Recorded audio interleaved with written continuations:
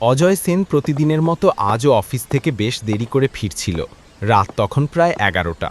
শহরের আলো নিভে এসেছে অনেক আগেই, আর সে দৌড়াচ্ছে শেষ লোকাল ট্রেন ধরতে, হাতে শুধু একটা ব্যাগ আর মোবাইলের আলো। ট্রেনটা প্রায় ফাঁকা, পুরো কামরায় সে একাই বসে। হালকা ঠান্ডা বাতাস, জানলার বাইরে ঝাপসা আলো আর রেল লাইনের শব্দ, সব মিলিয়ে এক অদ্ভুত নীরবতা। হঠাৎ সে টের পেল পাশে কেউ এসে বসেছে। মুহূর্তখানেক আগেও সিটটা খালি ছিল। অজয় চমকে তাকিয়ে দেখল একজন মানুষ, ফ্যাকাশে মুখ, পুরনো জামা, চোখে অদ্ভুত শূন্যতা।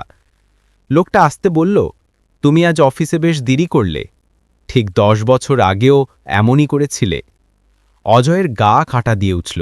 সে অবাক হয়ে তাকিয়ে রইল। এ তো তার পুরনো বন্ধু রাহুল, যে 10 বছর আগে ট্রেন দুর্ঘটনায় মারা গেছিল। ট্রেন হঠাৎ অন্ধকারে ঢুকে গেল।